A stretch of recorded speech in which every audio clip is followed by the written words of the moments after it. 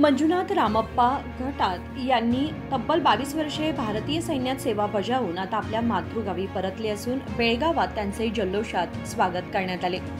बेळगाव जिल्ह्यातील हलगीमर्डी गावचे सुपुत्र मंजुनाथ रामप्पा पटात यांनी सैन्यातील दीर्घ सेवा पूर्ण करून निवृत्ती घेतली आहे। आज ते गावात परतल्यानंतर कुटुंबीय, नातेवाईक, मित्रमंडळी व गावकऱ्यांनी मोठ्या उत्साहात त्यांचे स्वागत केले। 22 वर्षे सैन्यात सेवा देऊन आमचा बालपणीचा मित्र गावात परतला आहे। मंजुनाथ हे हलगीमर्डीचे अभिमान आहेत, असे हवालदार अडवैया यांनी सांगितले।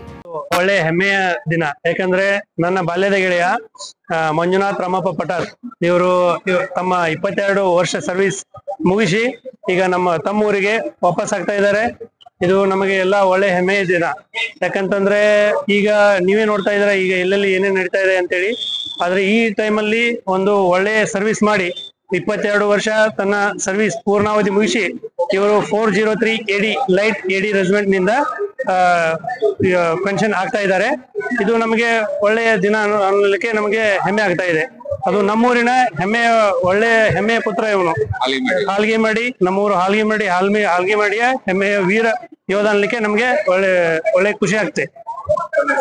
ನನ್ನ ಹೆಸರು ಹವಾಲ್ದಾರ್ ಅಡವಯ್ಯ, ನಾನು 16 ಇಂಜಿನಿಯರ್ಲಿಂದ ನಾನು ಆರ್ಮಿಲಿ ಇದ್ದೀನಿ। ನಾನೀಗ ಸದ್ಯ ನಾನು पुण्याದಲ್ಲಿ सर्व्हिस ಮಾಡ್ತಾ ಇದ್ದೀನಿ। बाल्यದ ಗೆಳೆಯ। या प्रसंगी निवृत्त सैनिकांचे कुटुंबीय, मित्र परिवार व ग्रामस्थ मोठ्या संख्येने उपस्थित होते। संकल्प शिंदे, KMM मराठी, बेळगाव।